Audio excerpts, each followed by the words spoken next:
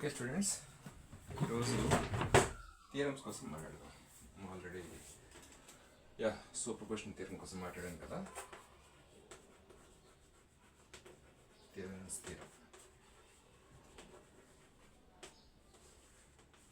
ఏ theorem అయినా super position అవ్వచ్చు, Norton అవ్వచ్చు, మ్యాక్సిమం పవర్ ట్రాన్స్ఫర్ థియరం అవ్వచ్చు. Any theorem should be applied for linear network,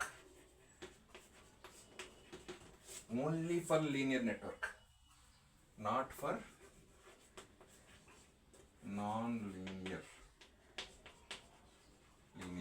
network, not for non-linear అంటే నీకు వచ్చేది డయోడ్స్ కానీ ట్రాన్సిస్టర్స్ కానీ సో ఆన్, థైరిస్టర్స్ కానీ. డయోడ్స్ అంటే తెలుసు కదా, సింపుల్ అయితే ఈజీగా మీకు గుర్తుంది. ట్రాన్సిస్టర్ అంటే తెలుసు కదా,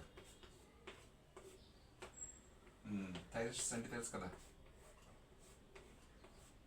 SR, triac, diac, so on. Okay, so మనం దీనికి మాత్రం ఈ థియరమ్స్ మనం అప్లై చేయం, రైట్? ఖచ్చితంగా ఒక క్వశ్చన్ అడుగుతాడు, any theorem should not apply for non linear equations. Non linear అంటే లీనియర్కి నాన్ లీనియర్కి తేడా ఏంటంటే y = x+4 is a linear equation, because if x varies y also varies, right? ఇది పెరిగితే ఇది పెరుగుతుంది, ఇది తగ్గితే తగ్గుతుంది ప్రపోర్షనేట్గా. But this is non linear. ఇలా ఉంటే non linear. This theorem should not apply for this non linear circuits. ఎందుకంటే డయోడ్లో కానీ ట్రాన్సిస్టర్లో కానీ థైరిస్టర్లో కానీ మీకు నాన్ లీనియర్ ఈక్వేషన్స్ ఇన్వాల్వ్ అవుతాయి, నాన్ లీనియర్ ప్రాపర్టీస్ ఉంటాయి. సో అలాగే ఇంకా కెపాసిటెన్స్ ఇన్వాల్వ్ అయినా, ఇండక్టెన్స్ ఇన్వాల్వ్ అయినా, అంటే ట్రాన్స్ఫార్మర్స్ ఉన్న ప్రతి దానికి థియరమ్స్ అయితే వాడతాం. ఓకే, ట్రాన్సియంట్ కండిషన్లో, ట్రాన్సియంట్ స్టేట్లో ఇండక్టెన్స్ కెపాసిటెన్స్ ఉంటుంది కదా, అక్కడ ఎలా మీరు ఉపయోగిస్తారంటే for a particular time the property for that particular element either capacitance or inductance is same for a particular time. కాబట్టి థియరమ్స్ వాడతాం. ఇప్పుడు థెవెనిన్ థియరంకి మనం వచ్చేసరికి నార్టన్, థెవెనిన్ డెడ్ ఈజీ, మీకు పెద్దగా అడగట్లేదు, బట్ నేర్చుకోండి. అంటే పెద్దగా అంటే పెద్ద క్వశ్చన్స్ అడగట్లేదు, వస్తున్నాయి క్వశ్చన్స్, ఖచ్చితంగా వస్తున్నాయి క్వశ్చన్స్ వస్తున్నాయి, బట్ కాంప్లికేటెడ్గా అడగట్లేదు, అది నా ఉద్దేశం. థెవెనిన్ థియరం అంటే చెప్పాను ఆల్రెడీ ఇంతకుముందు క్లాస్లో.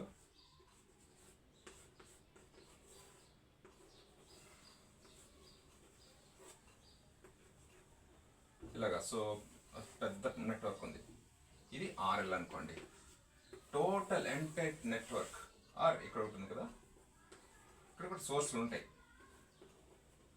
రైట్? ఇది V1, I1, V2 so on. ఇది ఆర్ఎల్. ఈ టోటల్ ఏబి, ఈ ఏబికి అక్రాస్గా టోటల్ నెట్వర్క్ని సింపుల్గా రీప్లేస్ చేస్తే దీన్ని ఆర్టీహెచ్ అంటాం, దీన్ని విటిహెచ్ అంటాం. అది ఆర్టీహెచ్, ఇది విటిహెచ్. అంటే టోటల్ నెట్వర్క్ని సింపుల్గా a voltage source in series with resistance can be replaced by this entire network by using Thevenin theorem. ఆ థెవెనిన్ అయినా ఇలా చేశాడు.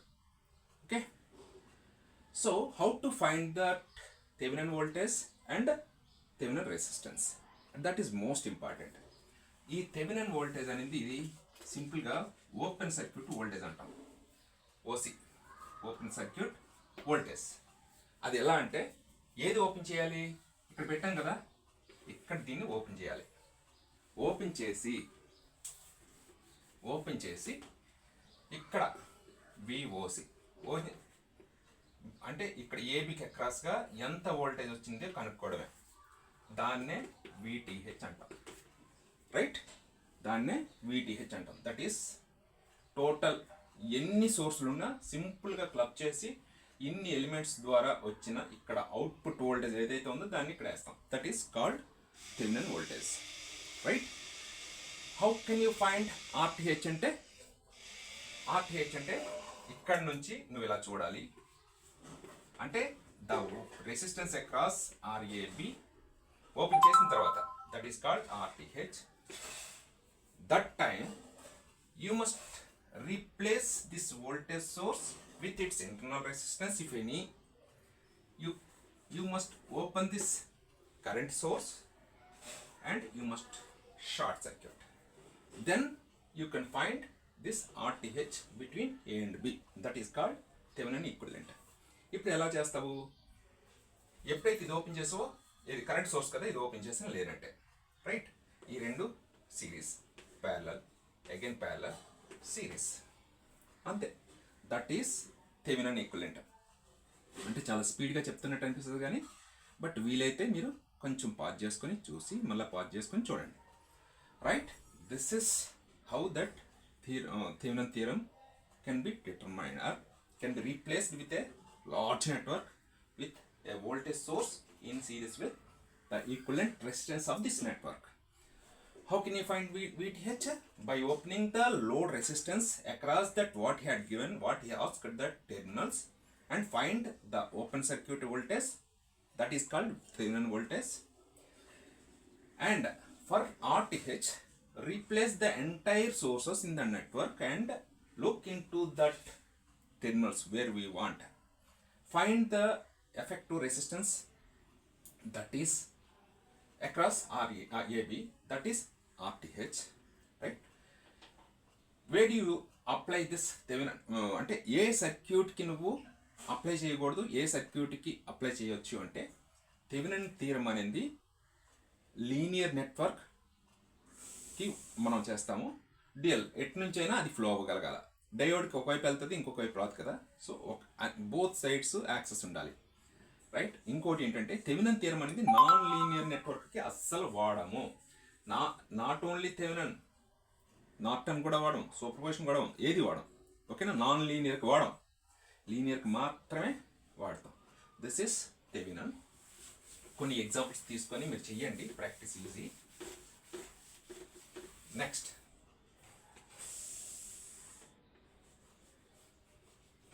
Next థియరము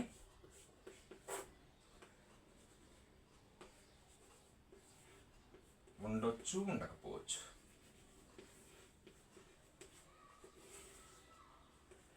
A, B, right? Let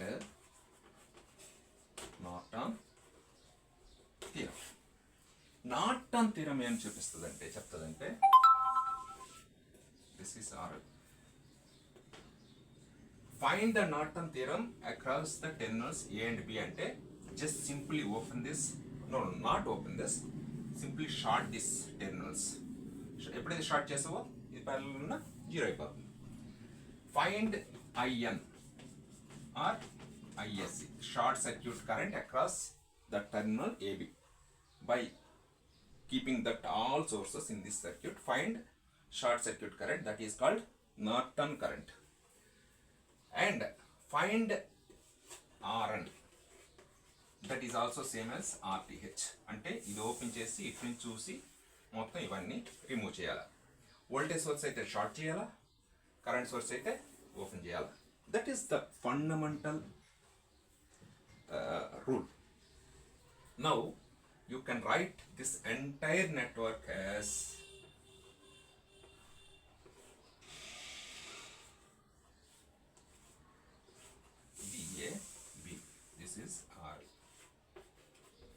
this is RN, అంటే అక్కడ RTH అన్నాం కదా, this is IN. Now you can find the current this branch, right? So problematic problems చేసినప్పుడే మీకు ఈజీ అవుతుంది. ఆఫ్ కోర్స్ ఇంజనీరింగ్ కూడా ఇదే వస్తుంది, అంతకంటే ఎక్కువ రాదు, right? This way you can find that Norton equivalent circuit. చెప్పాను దీనికి డ్యూయాలిటీ ఎంత అంటే, దీనికి డ్యూయాలిటీ థెవెనిన్. ఇది ఎలా చేస్తామంటే ఆర్ఎన్ ఇది ఆర్టీహెచ్ అవుతుంది. ఇదే ఇదెంత వస్తుందంటే IN into RN. This is VTH. Duality అంటాం, duality, right. So Thevenin Norton దేనికి వాడము? నాన్ లీనియర్ సర్క్యూట్స్కి అస్సలు వాడము. మీరు అందుకే ఎలక్ట్రానిక్స్ చదివినప్పుడు థియరమ్స్ ఉండవు, ఓకేనా. సమ్వేర్ అది కాన్స్టెంట్గా ఉంటుంది అని కాండిడెన్స్ వస్తే మాత్రం వాడతాం. అయిపోయింది కదా. నెక్స్ట్ మ్యాక్సిమం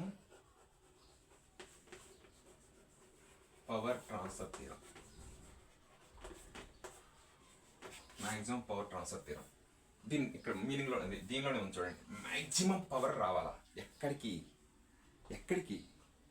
అవుట్పుట్లోకి రావాలా. అవుట్పుట్లోకి రావాలి. ఇది ఆర్ఎల్. ఇక్కడ నుంచి మ్యాక్సిమం అవుట్పుట్ మనం తీసుకోగలగాలి. ఎందుకంటే అవుట్పుట్ ఇదే కదా. మనం ఫ్యాన్ తిరుగుతుంది అనుకుంటే లోడ్ రెసిస్టెన్స్ అంటే ఫ్యాన్. మరి ఇదేంటి? ఇది internal resistance of this entire network. This is internal resistance, right. ఇప్పుడు what is the condition or at what condition maximum load will be delivered from RL from the source V? ఎప్పుడు అంటే suppose let example ఇది 10 volts తీసుకో. ఇక్కడ ఇది 5 ohms ఉందనుకో internal resistance.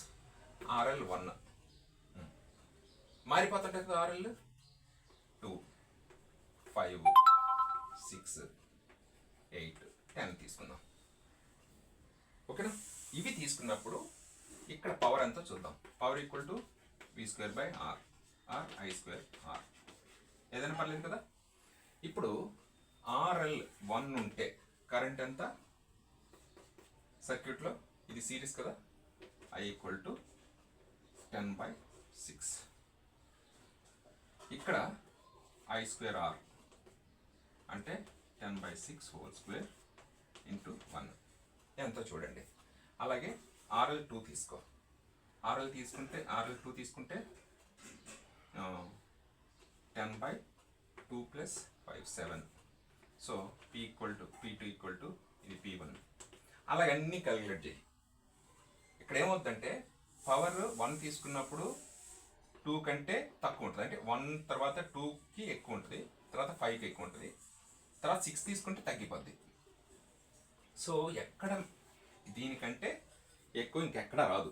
అంటే అర్థం ఏంటి? ఇది 5 అంటే ఇది 5. సో ఈ రెండు ఈక్వల్గా ఉంటేనే ఇక్కడి నుంచి మ్యాక్సిమం పవర్ అవుట్పుట్ బయటకు వస్తుంది, లేకపోతే రాదు. అంటే సింపుల్గా కండిషన్ ఏంటి? లోడ్ రెసిస్టెన్స్ ఎప్పుడైతే ఇంటర్నల్ రెసిస్టెన్స్ ఆర్ జీ అంటే జనరేటర్ అంటాం ఆర్ఐకి ఈక్వల్ ఉందో, ఆర్ఎల్ అనింది ఆర్ఐకి ఎప్పుడైతే ఈక్వల్గా ఉందో, ఇది వేరియబుల్, ఇది కాన్స్టెంట్, అప్పుడు నీకు ఇక్కడి నుంచి మ్యాక్సిమం పవర్ అవుట్పుట్ వస్తుంది, రైట్. ఇది ఒక కేసు. మీకు నెక్స్ట్ అంటే కొన్ని కాంపిటేటివ్ ఎగ్జామినేషన్లో ఎలాగిస్తాడంటే చూడండి, ఇది ఓకే కదా. ఎప్పుడు లోడ్ రెసిస్టెన్స్ వేరీ అవుతుంది. లేదు లోడ్ రెసిస్టెన్స్ కాన్స్టెంట్గా ఉంది, ఇంటర్నల్ రెసిస్టెన్స్ వేరీ అవుతుంది అనుకుందాం, అవదు అనుకుందాం. ఆర్ఐ ఎంత ఉంటే మ్యాక్సిమం పవర్ ఇక్కడి నుంచి ఇక్కడికి వస్తుంది, ఇంటర్నల్ రెసిస్టెన్స్ ఎంత ఉంటే ఇక్కడి నుంచి ఇక్కడికి వస్తుంది. సింపుల్గా మన వాళ్ళు ఏంటంటారు ఆర్ఎల్ అంటారు. తప్పు. ఎందుకంటే ఇంటర్నల్గా ఎంత తక్కువ డ్రాప్ ఉంటే అంత ఎక్కువ వస్తుంది. ఇది ఎంత తక్కువ ఉండగలదు? 0 ఉందనుకోండి, టోటల్ పవర్ అంతా ఇక్కడికి వచ్చేస్తుంది. ఇక్కడ చూసుకోండి, కన్ఫ్యూజ్ అవ్వద్దు. ఇంటర్నల్ రెసిస్టెన్స్ ఎప్పుడు వేరే అవ్వదు. ఇంటర్నల్ రెసిస్టెన్స్ 0 ఉంటే అవ్వగలిగితే, అవ్వదు ఎప్పుడు, అవ్వగలిగితే టోటల్ పవర్ అనేది లోడ్లోకి వస్తుంది. This condition never happens, but ఇది అవుతుంది, ఓకేనా. ఎప్పుడు లోడ్ రెసిస్టెన్సే వేరీ అవుతుంది. కాబట్టి లోడ్ రెసిస్టెన్స్ ఎప్పుడైతే ఆర్ఐ అయ్యిందో ఇక్కడి నుంచి ఇక్కడికి మ్యాక్సిమం పవర్ ట్రాన్స్ఫర్ అవుతుంది. ఎంత అంటే ఎంత పవర్ అంటే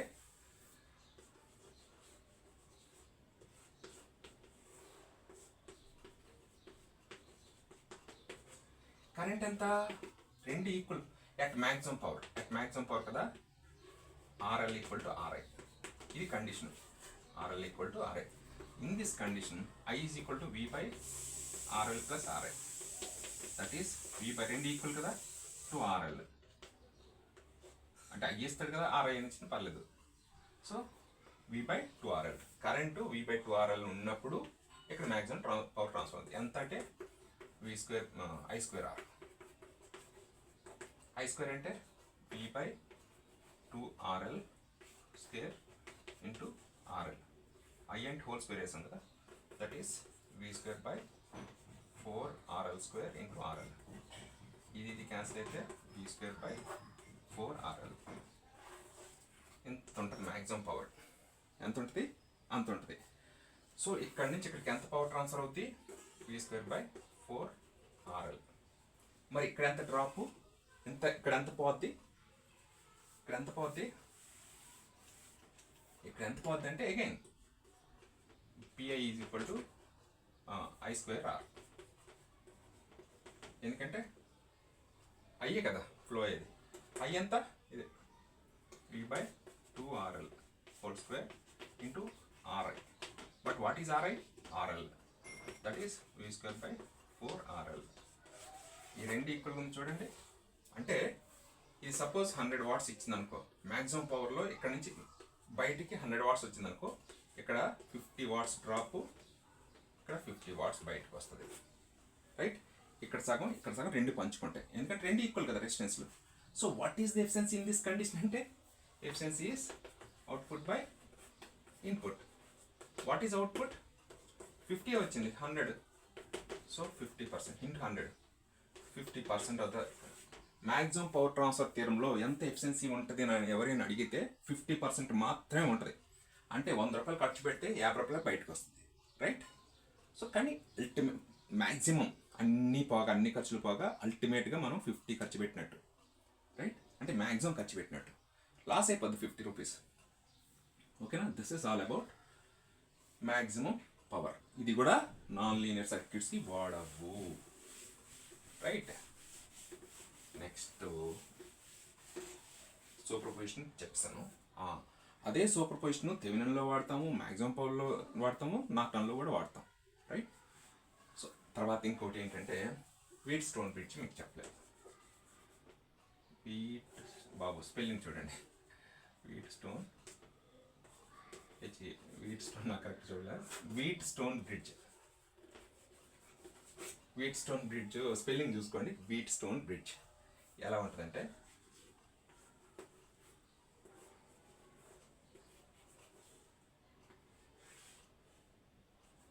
ఉండకపోవచ్చు. ఇలాంటి ఇది R1, R2, R3, R4, R5, R6 అనుకో. వీట్ స్టోన్ బ్రిడ్జ్ అంటే ఆయనకు అనుకున్నాడు కూడా చెప్తాను, కానీ చేయొచ్చు. ఇట్స్ ప్రూవెన్ చేయొచ్చు. ఇది ఇంటూ ఇది R1 into R3 is equal to R2 into R4 అయితే ఇది ఇంటూ ఇది ఈజ్ ఈక్వల్ టు ఇది ఇంటూ ఇది అయితే current flowing in this is 0.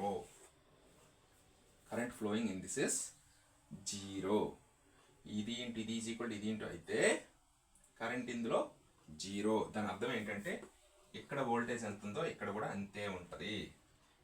Suppose +5 volts ఉందనుకోండి, ఇది +5. So what is that voltage difference అంటే 0 అక్రాస్ దిస్. ఎప్పుడైతే వోల్టేజ్ 0 అయిందో current flowing this is 0. Means you cannot keep this R5 as it is. You can remove that and you can solve. Now these two are in series. Again parallel, again series. You can find the current. That's it. This is Wheatstone bridge. Maximum వాడుతూ ఉంటాం. Right? ఇదొకటి. కొన్ని questions చూసినప్పుడు ఇది miss అయ్యానా చెప్పాలి, ఇది miss అయ్యానా అని చెప్తాం. రైట్? అలాగే అంటే ప్రీవియస్ క్వశ్చన్ పేపర్స్ అంతే చూడాలి. నెక్స్ట్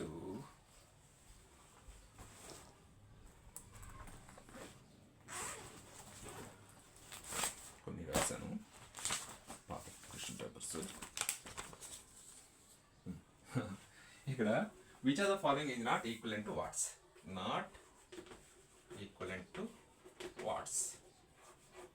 వాట్స్ ఏంటి, దేనికి యూనిట్స్, పవర్కి.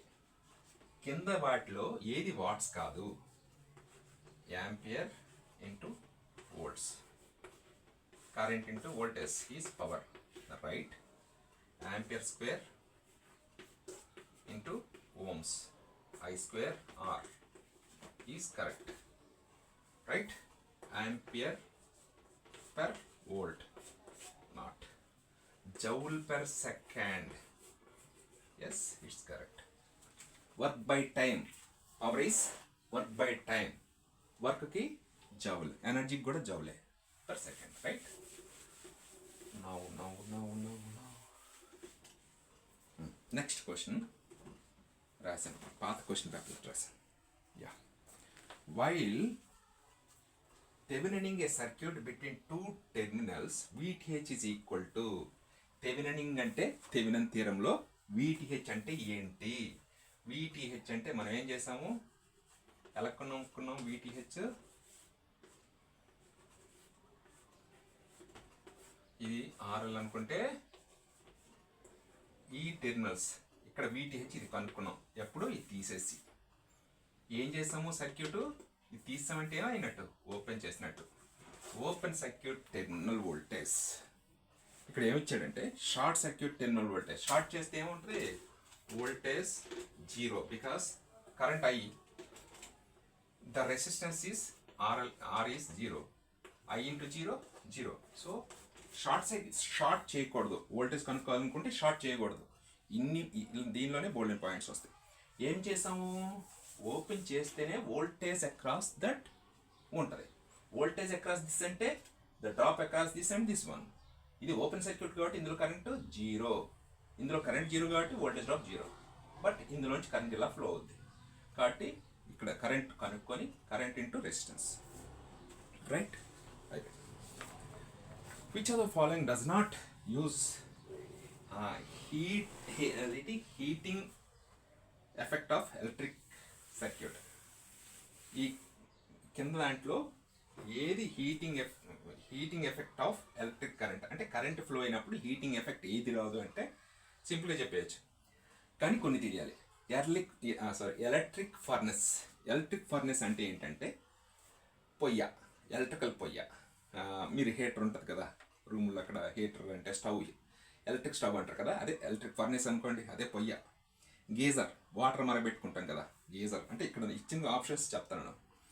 ఎలక్ట్రిక్ ఐరన్ చేస్తాం కదా, ఐరన్ బాక్స్, అది హీట్ ఎక్కుతుంది కదా, కరెంట్ వెళ్ళినప్పుడు హీట్ ఎక్కుతుంది. గీజర్ వాటర్ హీట్ చేస్తుందో చేయదా? సో వ్యాక్యూమ్ క్లీనర్ హీట్ ఎక్కుతుంది కరెంట్ వెళ్ళినప్పుడు, క్లీన్ చేస్తుంది, ఓకేనా. ఇక్కడ డస్ట్ పార్టికల్స్ అన్నీ లోపల తీసుకుంటుంది, వ్యాక్యూమ్లోకి పంపిస్తుంది, right.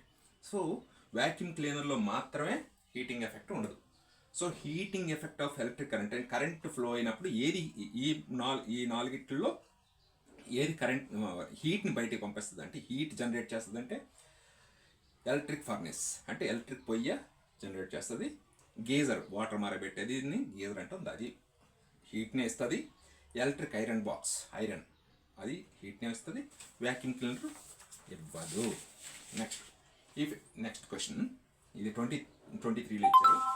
If a small value of capacitance is connected in parallel with a large value of combined capacitance will be large capacitance ki small capacitance parallel lo connect cheste aa resultant capacitance ela untadi. Suppose idi 1000 farad, ఇది 1 farad. What is the net capacitance? What is equivalent capacitance? Parallel లో ఉంటే capacitance ఏం చేస్తాం, కలుపుతాం. 1000 plus 1 1001. So large వచ్చిందా small వచ్చిందా? Large వచ్చింది. అదే సిరీస్లో అయితే 1 కంటే తక్కువ ఉంటుంది, ఎందుకంటే సిరీస్లో ఉంటే ప్యారలల్లో ఉన్నట్టు కదా. ఇలాగానే ఉందనుకోండి, ఇది 1000, ఇది 1 అయితే రిజల్టెంట్ ఎంత అంటే 1000 × 1/1000 + 1.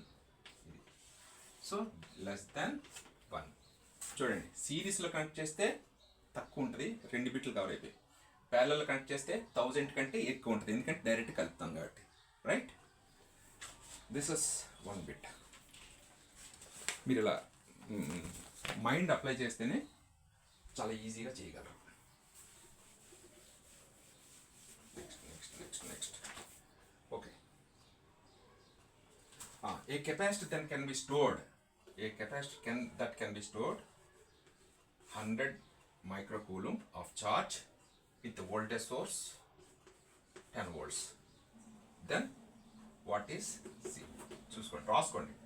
A capacitor that can store 100 microcoulomb of charge with 10 volts across its plate has a capacitance of ఇంత ఛార్జ్, ఇంత నిల్చుకుంటుంది, ఇంత వోల్టేజ్ ఇస్తే. Then what is C? Q equal to CV. Now ఈ has C Q by 100 micro by 10 V. ఇది cancel అయితే 10 micro farad. అంతే. Already capacitance గురించి మాట్లాడింది కాబట్టి చెప్తాను. ఓకేనా? Next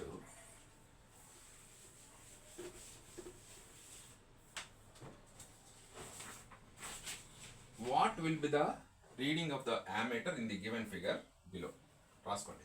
What will be the reading of the ammeter in the figure given below if voltmeter reads 12 volt?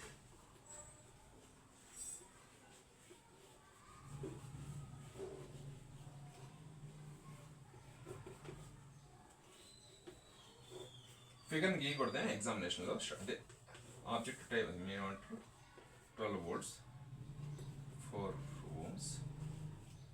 ఇది V. Ammeter, what will be the ammeter reading అన్నాడు. Volt meter reading, sorry ఇది కాదు, ఇది 12 volts చూపిస్తుంది. ఇది ఇక్కడ దీని దగ్గర కనెక్ట్ చేస్తే 12 volts చూపిస్తుంది. ఇది 10 ohms 3 ohms 8 ohms. ఇది 1 ohm. ఒక విషయం గుర్తుంచుకోండి, నేను ఇంత ఫిగర్ వేసాను కదా, ఎగ్జామినేషన్లో వేయద్దు. సింపుల్ ఇలాగే ఉంది కదా, దీన్ని ఏం చేస్తామంటే దీనికి అక్రాస్గా 12 volts అంటే ఇక్కడ వోల్టేజ్ డ్రాప్ 12 volts అంటే కరెంట్ ఎంత, ఇందులో కరెంట్ ఎంత అంటే 3 amperes. ఈ టెల్దు, ఎందుకంటే volt meter having high resistance, ammeter very small, చాలా less resistance in series. Volt మీటర్కి అక్రాస్ హై రెసిస్టెన్స్ ఉంటుంది కాబట్టి ఇందులోంచి కరెంట్ వెళ్దు. సో ఈ 3 amperes అనేది ఇటు వెళ్తుంది. సో ఇక్కడ వోల్టేజ్ డ్రాప్ ఎంత, 30 volts, ఇక్కడ 12 volts. రైట్, ఇప్పుడు ఈ కరెంట్ ఇలాగ వెళ్తుంది. ఓకేనా? ఈ కరెంట్ ఇలాగ వెళ్తుందంటే ఇది యామీటర్ చాలా తక్కువ రెసిస్టెన్స్ ఉంది, నెగ్లిజిబుల్ ఆల్మోస్ట్. ఈ రెండు సిరీస్ అంటే ఇది 4. ఇక్కడ ఎంత కరెంట్ వెళ్తుంది, 3 amperes వెళ్తుంది. ఇక్కడ చూడండి కరెంట్ డివిజన్. నీవు అడిగాడు యామీటర్ రీడింగ్ ఎంత అన్నాడు. ఓహో, ఇది అనవసరం నీకు. ఇక్కడ 3 amperes లాగా వస్తుంది కదా, ఇటు షేర్ అవుతుంది. ఇదంతా అంటే ఈ రెండు సిరీస్ కదా, 4. ఇది మనకి ఈ బ్రాంచ్లో కరెంట్ కావాలంటే యామీటర్ రీడింగ్ తెలుసు. సో 3 amperes ఇలాగ వస్తుంది కదా, ఇలాగ వస్తున్నప్పుడు total current entering in to the parallel circuit. ఇది ప్యారలల్ సింపుల్గా, ఇది 4 ohms. ఇందులోంది కావాలి అదర్ రెసిస్టెన్స్, అంటే ఇది ప్యారలల్లో other resistance divided by total. ఇది 12, ఇది కూడా ఎక్కువ పడుతుంది, 12 వేసేయాలి డైరెక్ట్గా, 2 amperes. ఇంకోటి ఎలా కాకుండా ఇది 8, ఇది 4 కదా, 8:4 రేషియోలో ఇది డివైడ్ అవుతుంది, అంటే 2:1 రేషియోలో డివైడ్ అవుతుంది. ఇప్పుడు హై రెసిస్టెన్స్ ఇటు వెళ్తుందా, ఇటు వెళ్తుందా అంటే ఇందులోది కదా కావాలి. సో టోటల్ 2/3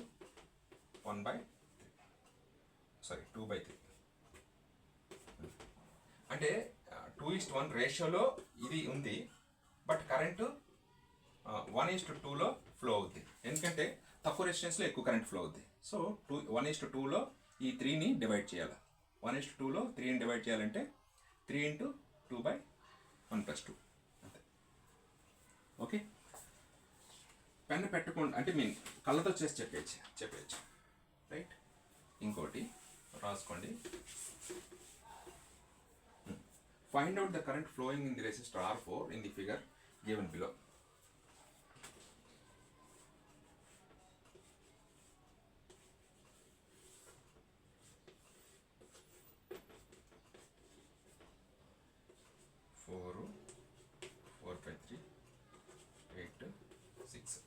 వాడు ఏమడిగాడు, find out the current flowing in the resistor R4. R4 అంటే ఇది R4 అన్నాడు, ఇది R1, ఇది R2, R3. సింప్లీ రెండు ప్యారలల్, సిరీస్ ప్యారలల్. అగైన్ ఇది 4/3 కాదని నాకు డౌట్ వస్తుంది. 12 volts ఇచ్చాడు. సో ఈ రెండు series, again parallel, again series. Then you can find the current. 0.8 amperes అన్నాడు, చూద్దాం. అంటే ఇది కరెక్ట్ అయితే ఓకే వెళ్ళిపోద్ది. ఇది రెండు సిరీస్ అంటే 4/3 + 6 అంటే 18, 22/3. సో ఈ రెండు ప్యారలల్ అంటే ఇది 8 parallel. So 8 parallel 22/3. 8 × 22/3 by 8 + 22/3. So 8 × 22/3, 3 cancel. 8 × 24, 24 46. Okay. So ఇదంతా 8 × 22 అంటే 2, 3, 4.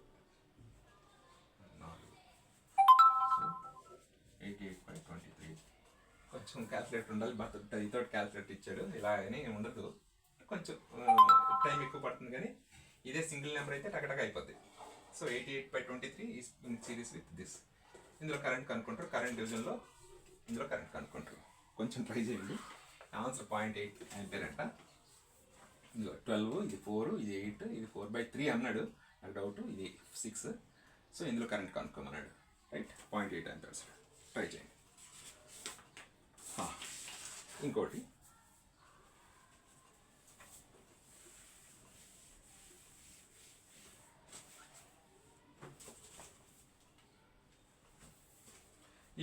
calculate the equivalent inductance of the following circuit.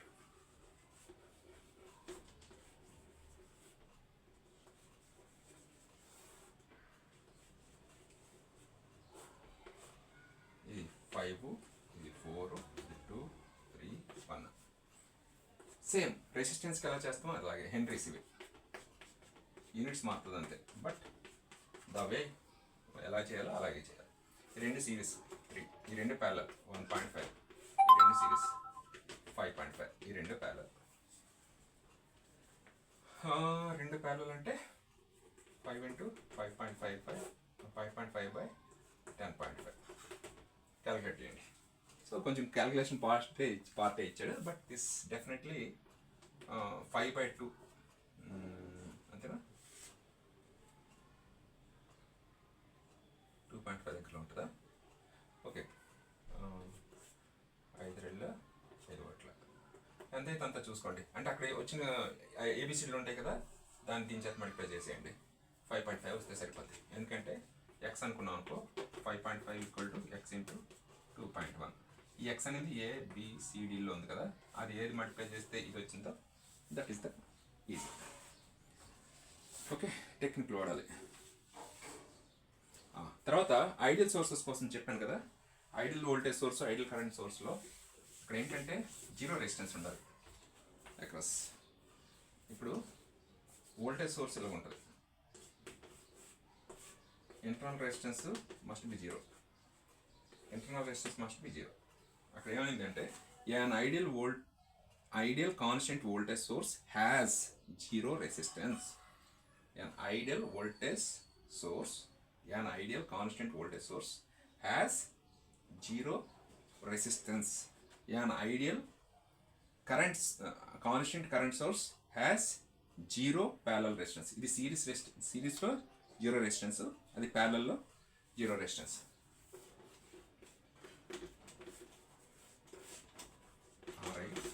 Must be 0 for ideal source. Ideal constant source, ideal constant current source. This is up to the previous questions for last 3 years question. So this way you have to grab that marks, right? ఇంకోటి ఏంటంటే విషయం చెప్పాలనుకున్నాను, ఎప్పుడు first engineering start చేయాలి, తర్వాత chemistry start చేయాలా, తర్వాత physics, తర్వాత maths. This is only the rule. Maths first పట్టుకోవద్దు. Right. All the best for the next class.